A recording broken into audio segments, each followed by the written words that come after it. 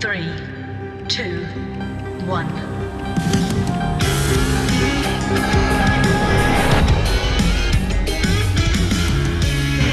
So I want to start with a bit of poetry this morning. You may shoot me with your words. You may cut me with your eyes or your lies. You may kill me with your hatefulness, but still, like air, I'll rise. Now, that piece was from Maya Angelou's third volume of poetry from 1978, called And Still I Rise. And I think here she speaks a universal truth about our ability to overcome anything, because we have that power to step into radical responsibility for our lives and remember who and what we are. We can step into that radical responsibility because we remember who we are. And what is that? Who we are, what we are? Well, like the air, there is within each of us an energy that is unstoppable, inexhaustible, inextinguishable, and unchangeable. Like the ever-expanding universe, that which we call God, Spirit, Divine Intelligence, whatever, that in which we live, breathe, move, and have our being all the time, that which rises in us, as us, for us, and with us, that, like the air, can never really be oppressed. Like the lotus, even from the muck and mud that may occur in our lives, like the lotus lives in, it, that power, that presence that we reveal, is always there to rise, blooming out of us like the darkness, out of our darkness even, to radiate love into the world, as well as love, of course, in our own lives. It's been said that the pain that we have in life is the portal to the power we have in our lives. And I think, well, it can be a portal to power, but you know, and I've said this many times before, you don't need what we commonly think of as pain, trauma, abuse, depression, hitting bottom, all those things. We don't need them in order to step into our portal, or the portal of power, however you want to put it. For like the air, that power is already there. It's already within us. It's just waiting for us to reveal it in our lives. You know, any discontent in previous relationships or jobs or careers, you know, that's a pain of sorts. I've had that pain of sorts. It's a pain in the butt is what it is. But it's also a catalyst to take radical responsibility for what's going on. To not just, you know, going with the flow is a wonderful thing, but not just, you know, through life. Taking ideas, taking things that are going on in our lives as a catalyst to take radical responsibility, which is what I want to talk about today, for what was going on in your life, to take a stance at that portal of power and lean in and start making changes and start healing whatever's going on in our lives that we don't want anymore. And I know that sometimes we avoid pain and suffering by leaning into these ideas of how God will provide, or other phrases like that. And they're true. God will provide, or the divine, or whatever you want to call it. I've done it. I've gotten misled by the affirming sentences that you say over and over again, the spiritual quips, the buzzwords from this, from the New Thought movement, or any movement of metaphysical movement or religious movement for that matter. And they may move me a millimeter here and there towards expansion, but inevitably it becomes a bypass, an excuse, sometimes even a denying of the quote unquote bad that is going on in our lives, rather than us jumping in and opening up to that junk in our lives and allowing it to inform us as a greater expression of spirit that is within us, where we dig deep, which can also be painful, and I get that. But as we dig deep, and we listen for that wisdom, we start taking bold and brave and sometimes radical action because we get informed. We are reminded of the foundation of who and what we are.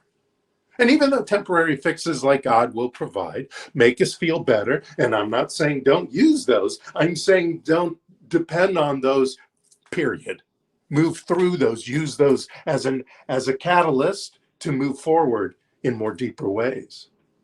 Because just using those don't usually get us past that portal and into the thick of it, into the thick of our power, into the thick of that ability to work the change we desire in our lives. They can be a first step, of course, but not the only step, because it's in the thick of it, with or without pain, or whatever level or version of pain, that radical responsibility takes over, where our badass spirituality selves kick in, and the healing then will expand exponentially. So instead of running away from the pain, it comes to visit. But what if we leaned into a process of listening closely to hear what this pain has to teach us? You know, the pain's going to come, whatever level, the pain's going to come. It could just be a little tickle of, I'm not really satisfied, excuse me, with what's going on in my life, to something that's a little more dramatic. And we need to reach a point where we talk to it. Ask it, why are you showing up? What's going on? What am I supposed to learn from all this? It's not pleasant.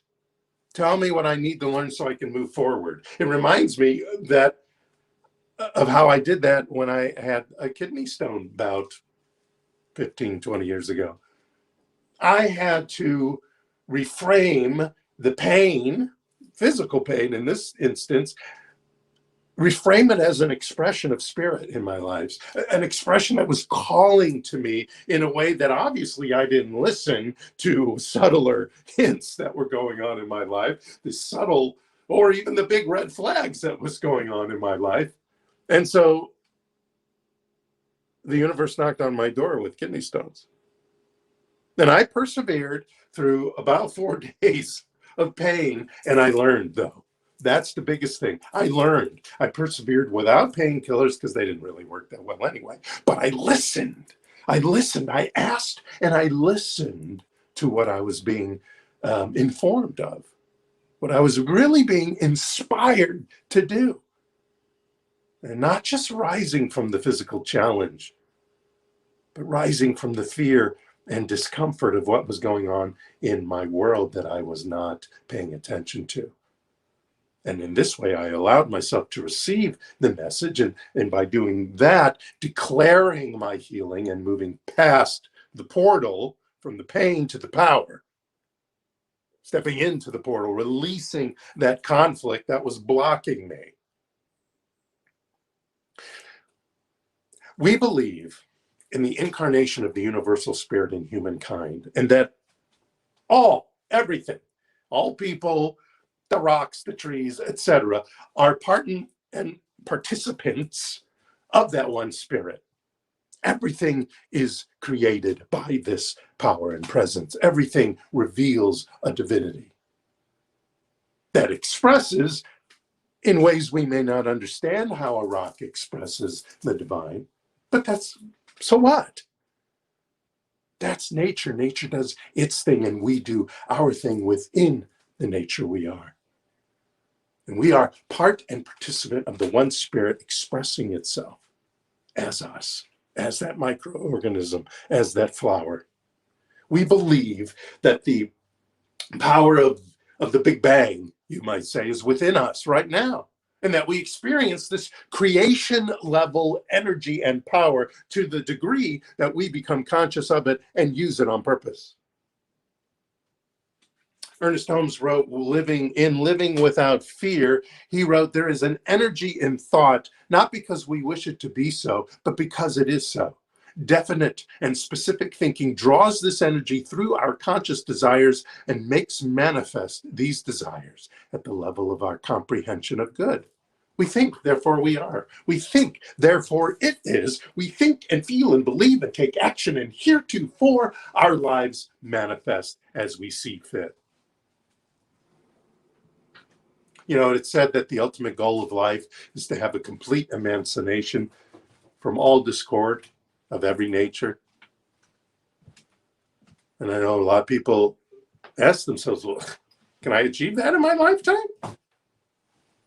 Maybe, maybe not.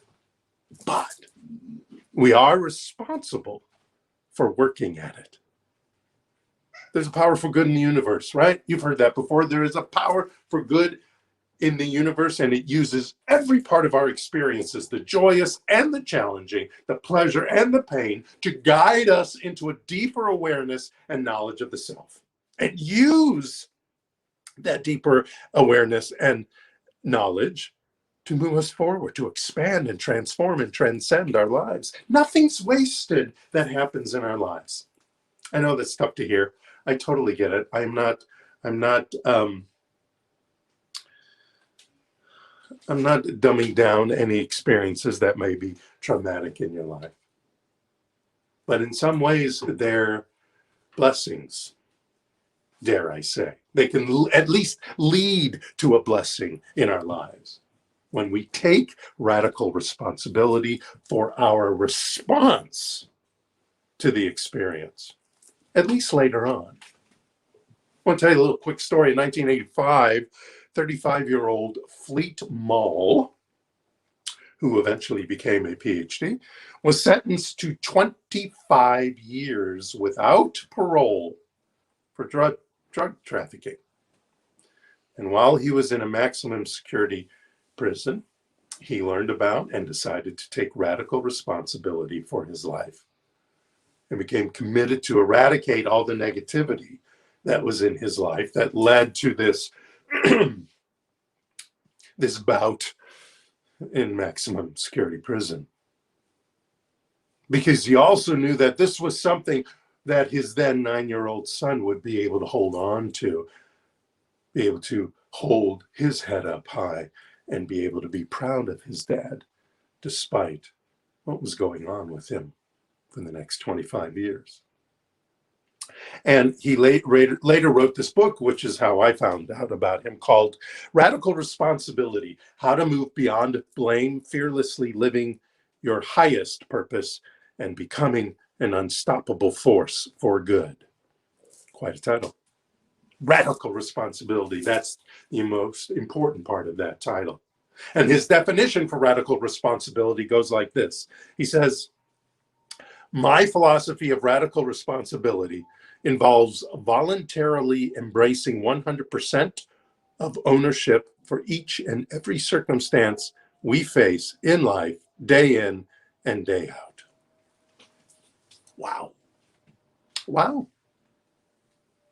He describes 6 steps in an article I read about the book to accomplish getting himself out of what is called the drama triangle. Now, the drama triangle is a concept that a psychologist named Stephen Karpman came up with. And in the drama triangle, one is fueled by fear and its survival-based psychology and behaviors. Ever had that?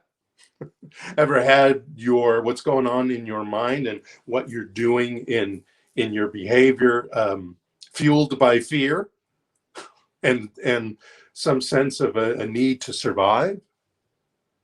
Living in blame and shame and resentment and self-justification and guilt and all that. Ever had any of that? Bet you have. We all have. I have. I know it sounds familiar, all of these things I'm going to say to you really quickly, but I've used all of them in my life, and I will continue to use them when things pop up, because they've helped me get unhooked from the sometimes debilitating stories from my life that sometimes keep replaying in my mind. And to the degree that I allow those replayings to affect me and affect what I say, do, and think, is, where I'm going to go in my life.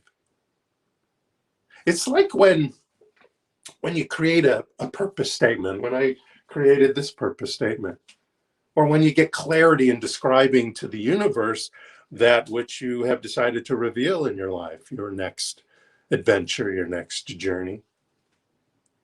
That's the digging deeper. That's the radical responsibility you take. It takes some time. It takes sitting down and giving it some thought, not just deciding and saying it out loud. You got to do something about it. And that doing is in mind, heart, gut, and action, of course. Now, first, you need to recognize that you are in a drama triangle when you are. And that's sometimes the most difficult step of all, is acknowledging that, is accepting that, is being responsible, taking responsibility for that. Not for whatever happened to get you there, but responsibility for where you're going to go from there. Now, most of the time we don't recognize it, or we ignore it, or we deny it, or we blame it on the situation, or blame it on our feelings about others, or what they supposedly did, et cetera, et cetera, et cetera. And we disown our role in creating or perpetuating the drama. So we have to decide, we have to take responsibility for how that drama is going to be perpetuated, or, of course, best, how it's not going to perpetuate itself in our lives. And as we become mindful of our bodies through physiological signs, you could feel that anger or that fear or that those emotions that were that at least feel trapped in you from the situation, and the emotional reactions that are being triggered from that right now at this moment, then we can begin to recognize the thought patterns and enable that continuation of the drama. Because when we recognize the thought patterns, then we can do something with it.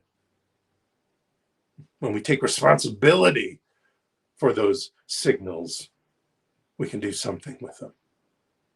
And as we learn to recognize them, we can release the grip of projecting them into our lives, of blaming our whole life on them and living in that blame, shame, or guilt. Simply by acknowledging that we're caught in a drama triangle, regardless of how it was instigated, and remembering who we are, what we are, and where we are, we can step through that power portal. He says that our primary job, he said that our primary job is to self-regulate and not make the situation any worse. Yeah, that's a quote. Primary job is to self-regulate and not make the situation any worse. Now, like I said, it's going to be difficult at first. Well, it's not going to be. It may be difficult at first. That's up to you if it's going to be difficult, really. But we learn to respond to the situation and not react to the old drama. When we step into radical responsibility, when we look at it, when we recognize it, we say, okay, that's what's going on in my life. Now I take responsibility for the next time that it does not enter into my life. And when we do that, we step out of that drama triangle. And you could do it in so many ways. You could just take the breath in the moment. You could just take a breath, take a pause, take a walk, take a moment, count to 10. Whatever works for you to shift your state. That's what we're doing in the moment, at least. When it's happening momentarily, when something triggers us, we are shifting our state. A state shift is a concept you might have heard of if you've studied any neuro-linguistic programming. When we consciously release ourselves from the grip of that fight or flight response, that cortisol that's streaming through our mind, our brains and our body, we can regain access to the rational decision-making capacity of our brain. And we do that by just taking a breath, taking a moment, taking a walk, saying no. We'll talk about this later. But radical responsibility is not about blame. Did I say that? Did I say that already? I'm going to say it again. Radical responsibility is not about taking blame. It's a mindfulness process of living in the moment and taking responsibilities for your thoughts, emotions, and actions in that moment. moment by moment by moment, without taking blame, without sitting in shame or guilt. And this is not about me giving you permission to be a drama prince or a drama princess and sit in shame, blame, or guilt without taking responsibility for it. I'm not releasing you from your responsibility of your actions. I am encouraging you to take responsibility. This is about ownership of your feelings, no matter what, to get away from that blaming and shaming and guilting and stuff, and shift to communicating how you feel, not just to the other person in that particular moment, if it's a triggered moment, but how communicating to yourself how you feel, because as you communicate to yourself how you feel, then you can move forward with that information so that you get triggered less and less and less until not at all. You know, anger, regret, shame, blame, guilt, they're killers, man. They're killers. They'll eat you. Don't allow yourself to get sidetracked by that stuff. Allow it to inform you. Recognize the emotions being felt, which are tied to that old drama, that old trauma, or maybe not something so intense even, but you still get triggered. Learn to unpack those emotions and realize and declare that they do not run you, that you are not run by external circumstances or the actions of others. We have to remind ourselves of that all the time. That's okay. I'm not saying that you make that decision now and it never happens.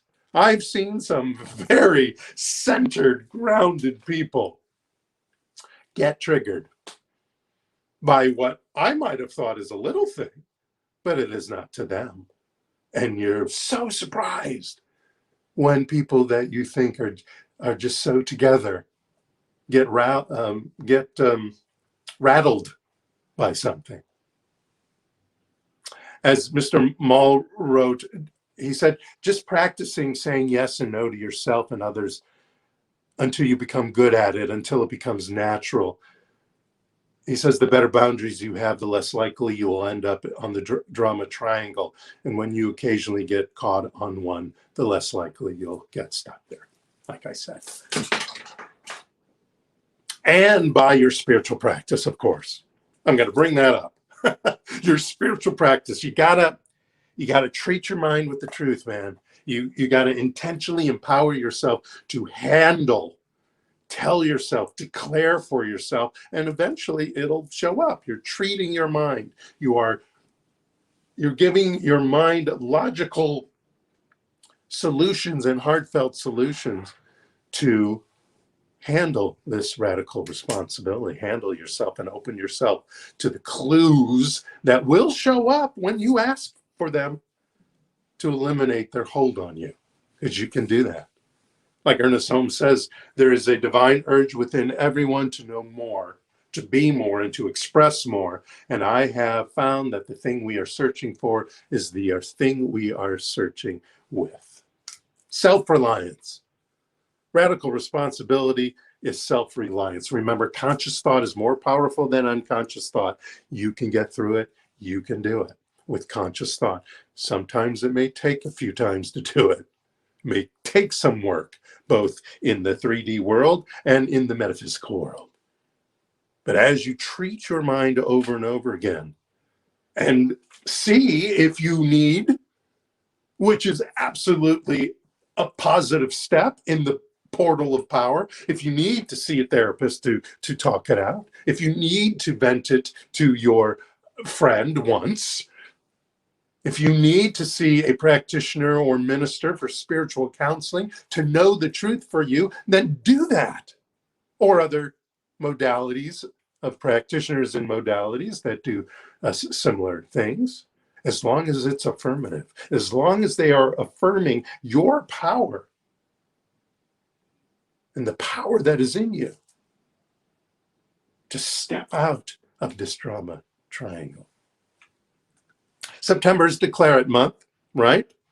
To declare may seem like a brain function, but I want to remind you that it is not a brain function, that the most important part of declaring is the commitment and intention which is powered from the heart.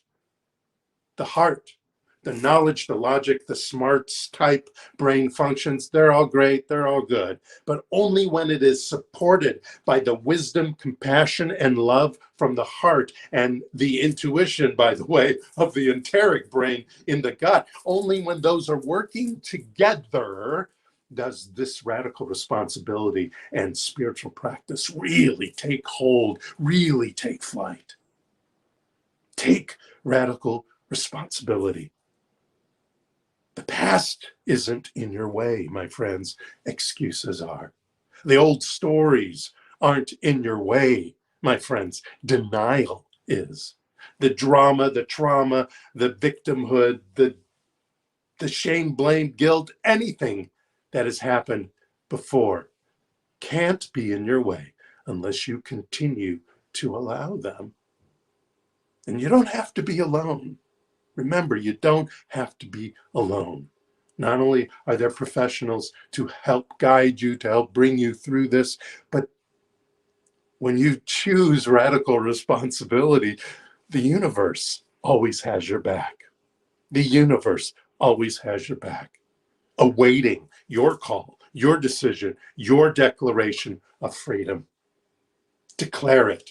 Declare your freedom. Take radical responsibility and watch your life heal and change and fly.